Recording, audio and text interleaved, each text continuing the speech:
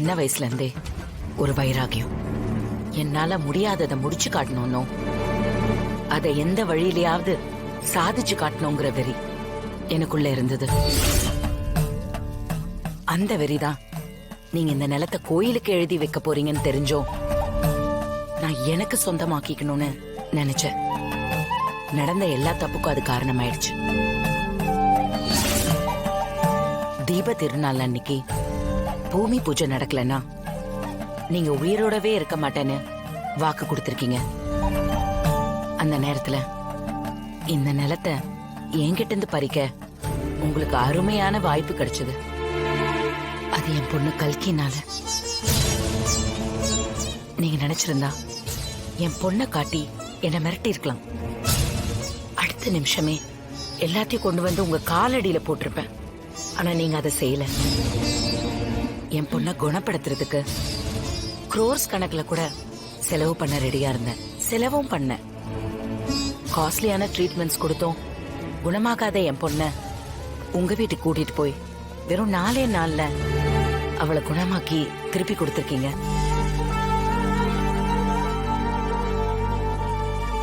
அப்படி கொடுத்தது மட்டும் இல்லாம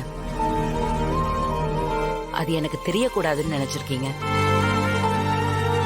அதுவும் இல்லாம அப்படி தெரிஞ்சா இந்த நிலத்துக்காக தான் அப்படி செஞ்சிருப்பீங்கன்னு நான் நினைச்சிருப்பேன்னு என் பொண்ணு மேல நீங்க காமிச்ச அன்புக்கு எந்த அர்த்தம் இல்லாம போயிருக்கோன்னு இந்த விஷயம் எனக்கு தெரியக்கூடாதுன்னு நினைச்சிருக்கீங்க.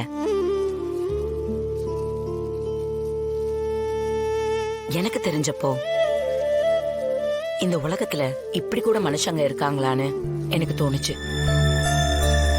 என்னைக்கும் மேன்மக்கள் தான். நான் பார்த்ததுலயே மனசால உயர்ந்த மனிதன் நீங்க தான்.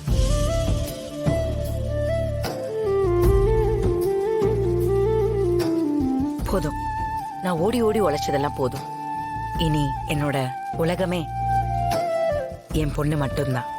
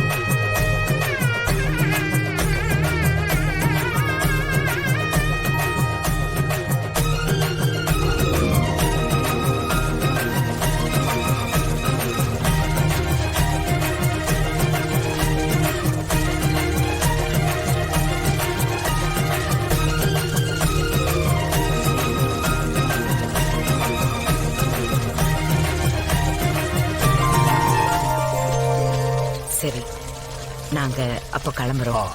போயிட்டு வரோம். போயிட்டு வரேன்ப்பா.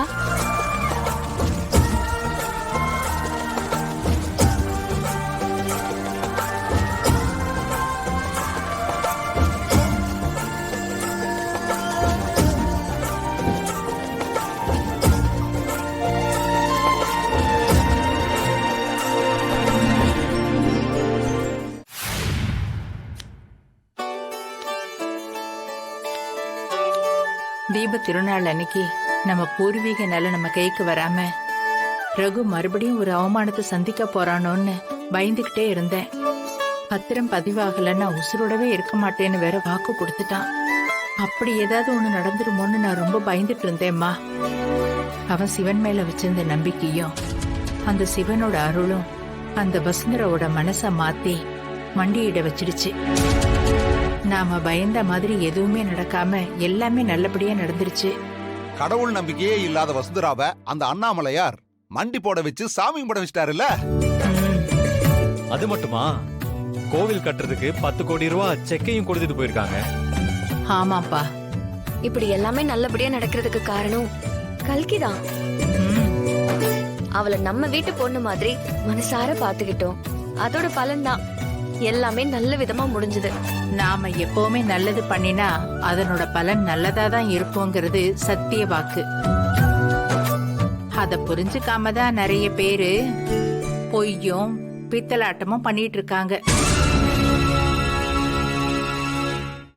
ஆமா பாட்டி, எனக்கு கல்கி ஞாபகமாவே இருக்கு. அவன் நம்ம கிட்ட எவ்வளவு பிரியமா நடந்துக்கிட்டான்ல. கல்கி அக்கா மறுபடியும் நம்ம வீட்டுக்கு வருவாங்களா? வசுந்தரா மேடம்க்கு போன் பண்ணி சொன்னா கண்டிப்பா அவளை கூட்டிட்டு வருவாங்க. இல்லனா நாம போய் பார்க்கலாம். ஆமா, பெரியப்பாவும் பெரியம்மாவும் எங்க போயிருக்காங்க? 2 பேருமே திருவண்ணாமலைக்கு ஒரு வேண்டுதலுக்காக போயிருக்காங்க. வேண்டுதலா? என்ன வேண்டுதல்? அது பூர்வீக நிலத்தை மீட்டு கொடு, நானும் என் புருஷனும் கிரிவலம் வர்றோம்னு ஜானகி தங்கச்சி அந்த அண்ணாமலையார்கிட்ட வேண்டிக்கிச்சு. ஓ, அதான் 2 பேரும் திருவண்ணாமலைக்கு போயிருக்காங்க. ஒரு நாள் ரமணா ஆசிரமத்துல தங்கிட்டு 2 நாள்ல வந்துருவாங்கடா. அப்படியா? ஆமா. மாமா, இந்த பிரச்சனை எல்லாம் முடிஞ்சதுக்கு அப்புறம் டான்ஸ் ஸ்கூலுக்கு இடம் பார்க்கலான்னு நினைச்சிட்டு இருந்தேன். அதான் நானும் சீனுவும் போய் வாடகைக்கு இடம் கிடைக்குதான்னு பாத்துட்டு வந்துடுறோம்.